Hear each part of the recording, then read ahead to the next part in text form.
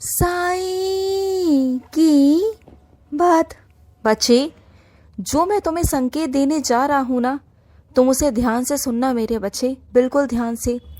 हाँ मेरे बच्चे, तुम बिल्कुल ठीक सुन रहे हो। मैं तुम्हें ही संकेत देने जा रहा हूँ, तुम्हें समझाना चाहता हूँ अपने संदेश के माध्यम से। और सुनना मेरी बातों को, गौर से सुनना। ऐसे नहीं कि तुम मेरा संदेश लगाकर और इधर से उधर घूमने लगो और अपना काम करने लगो और बस सुनकर भूल जाओ। ऐसा मत करना। मेरे संदेश सुनकर ना बस तुम तभी तक ध्यान रखते हो जब तक तुम सुनते हो, और उसके बाद तुम वहीं के वहीं आ जाते हो। तो ऐसा बिल्कुल भी मत करना, ठीक है? सुनो मेरी बात ध्यान से। जो कुछ तुमने अपनी ज़िंदगी में संघर्ष किया है ना, जो झेला है, वो सब अब ख़त्म होने वाला है। तो परेशान मत हो, रोना बंद करो। सबसे पहले तुम रोना शुरू कर देते हो, रोना बंद करो और थोड़े मजबूत बनो। तुम बहुत बहादुर हो, जानते हो तुम्हारे अंदर कितनी बहादुरता है, बस अपने आप को पहचान नहीं पाते हो तुम। मैं मानता हूँ कि जिस दुविधा में हो वो दुविधा बहुत बड़ी है तुम्हारे हिसाब से, लेकिन मेरे हिसाब से कुछ भी नहीं है। मैं उस समस्या का समाधान लेकर आया हूँ तुम्हारे जीवन में। बिल्कुल चिंता मत करना, और मैं कर दूंगा, मैं सब कर दूंगा।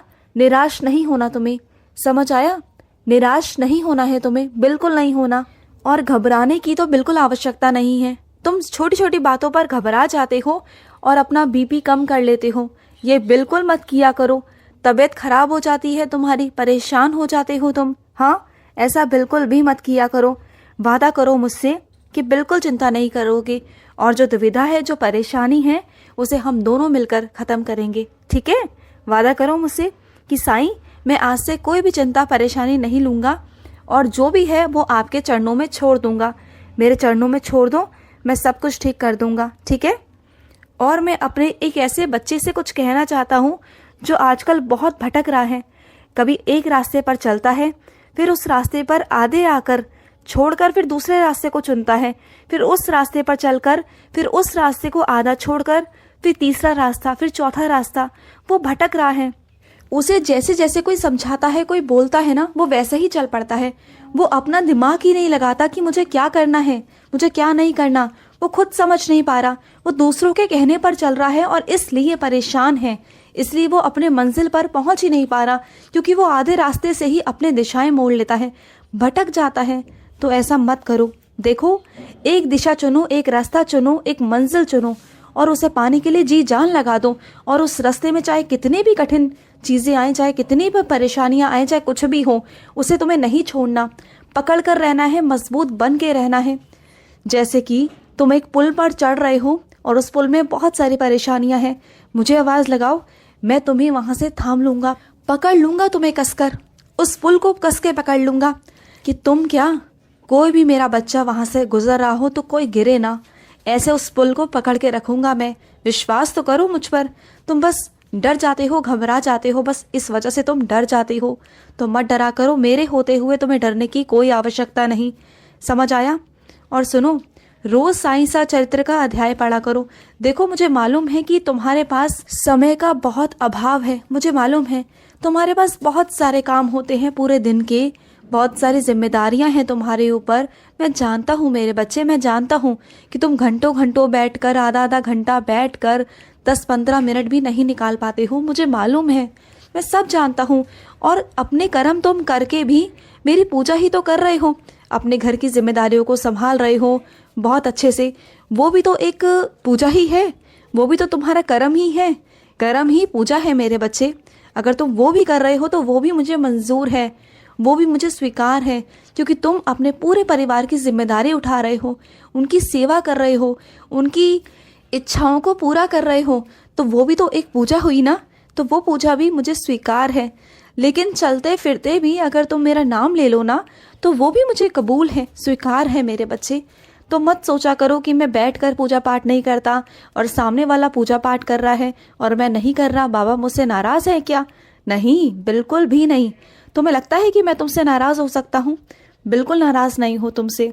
और सुनो, मैं अपने कुछ बच्चों से कहना चाहता हूँ कि अपने घर को तुम जितना अच्छे से, ढंग से व्यवस्थित रखोगे ना, उतनी चीज़ें तुम्हारे घर में अच्छी रहेंगी, उतना तुम्हारे घर में ना ताजगी आएगी मेरे बच्चे, उतनी सकारात्मकता आएगी। जैसे तुम्हारे घर में जूते चप्पल इधर से उधर बिखरे हुए रहते हैं, कपड़े बिखरे हुए रहते हैं ना, तो वहाँ पर कैसे सकारात्मकता आएगी? वहाँ तो नकारात्मकता आएगी ना मेरे बच्चे। देखो मेरी बात सुनो, कोई भी काम को करते हो तुम, उस काम को, बिगड़े हुए काम को अगर करोगे तो संभालने में कितना वक्त लगता है, हाँ। और अगर संभले हुए काम को भी तुम संभाल के रखोगे, जैसे कुछ कपड़े हैं तुम्हारे पास, 2-4 कपड़े हैं, अगर उन्हें तुम तुरंत ही तय कर कर अलमारी में समेट दोगे ना, तो वो सिमटे हुए रहेंगे। अगले दिन का काम अगले दिन कर लो, तीसरे दिन का काम तीसरे दिन कर लो। और अगर इकट्ठा कर लोगे तो फिर बहुत ज़्यादा तुम पर बोझ आ जाता है, और जो मैं जानता हूँ कि तुम नहीं कर पाते हो। देखो, संभले हुए को संभाल लोगे ना, बिल्कुल बिखेरोगे नहीं, तो चीज़ें बिखरी हुई नहीं रहेंगी, संभली हुई रहेंगी। और ये आदत तुम्हारे अंदर नहीं, सभी के अंदर होनी चाहिए, तुम्हारे पूरे घर परिवार के अंदर होनी चाहिए। और ये आदत थोड़ी सी मुश्किल तो है, लेकिन अगर पूरे परिवार में ये आदत आ जाए ना, तो फिर कोई मुश्किल नहीं, फिर ये आसान हो जाती है और तुम्हारे रोज़ के जीवन में ये शामिल हो जाती है। अगर कोई भी चीज़ तुम्हारे रोज़ की आदतों में शामिल हो जाए ना, तो वो चीज़ फिर बहुत आसान हो जाती है और सबके लिए आसान रहती है, तुम्हारे लिए भी और सबके लिए। ठीक है, तो बात को समझो और सुनो। अगर कोई तुम्हारे सामने किसी को कुछ नहीं देकर उसे फटकार रहा है ना, तो तुम थोड़ा सा उसके लिए कुछ कर दो, क्योंकि देखो सामने वाला नहीं समझता, क्योंकि वो मेरा बच्चा नहीं। अगर कोई उसके पास मदद के लिए आ रहा है, कुछ मांगने आ रहा है ना, और वो उसे फटकार रहा है, तो तुम्हें बुरा लगता है, मैं जानता हूँ, क्योंकि तुम मेरे बच्चे हो और तुम्हें ये सब कुछ अच्छा नहीं लगता। तुम्हारे दिल को बहुत चोट पहुँचती है कि अगर कोई किसी को डांटता है, फटकारता है, तुम्हारा दिल पिघल जाता है और तुम उसकी मदद कर देते हो सामने वाले की। और मुझे ये बात की बहुत बहुत खुशी है। ज़रूरी नहीं कि तुम्हारे पास कोई मदद के लिए आए या तुम्हारे पास कोई मांगने आए तो तुम तभी दोगे। अगर कोई किसी और से भी मांग रहा है और तुम्हें लगता है कि तुम सक्षम हो उस काम को करने के लिए, तो तुम ज़रूर करते हो, मुझे मालूम है। और ये बात तुम्हारी मुझे बहुत बहुत पसंद है।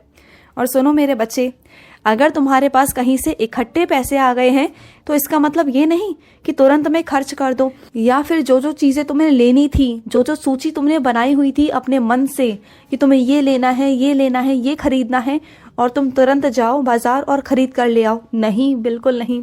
इकट्ठे पैसे आने का मतलब ये नहीं कि पैसों को उड़ा दो, पैसों को बिखेर दो, पैसों की कदर ही ना करो, ऐसा बिल्कुल भी नहीं है मेरे बच्चे।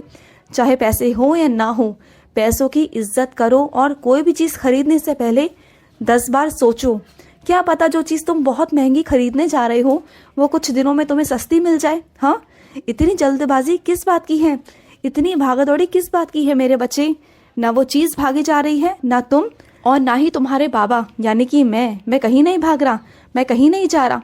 मैं तुम्हें चीज़ दिलवा कर मानूंगा, चिंता मत करो, वो चीज़ तुम्हारे पास आएगी। चीज़ लेने को मना नहीं कर रहा, लेकिन सोच समझ कर, तरीके से मेरे बच्चे। समझ आया तुम्हें? और सुनो, अभी इतनी गर्मी भी नहीं हुई है कि तुमने बिल्कुल ही कपड़े पहनना छोड़ दिया है, गर्म कपड़े वो मत करो तुम अपने साथ, बीमार हो जाओगे। इतनी चीज़ें ऐसी मत करो, ठंडी चीज़ें खाना बंद करो सबसे पहले। अभी इतनी ठंड नहीं हुई है मेरे बच्चे कि तुम चीज़ें करना शुरू कर रहे हो। तुमने तो अभी से पंखा चालू करना शुरू कर दिया। हाँ, ऐसा मत करो मेरे बच्चे। बीमार होगे क्या? बीमार बिल्कुल मत होना तुम। अभी से बीमार हो जाओगे तो फिर कैसे चलेगा? सर्दियाँ आती जाती बहुत खतरनाक होती हैं, तो थोड़ा संभला करो मेरे बच्चे, चीज़ें सोच समझ कर किया करो।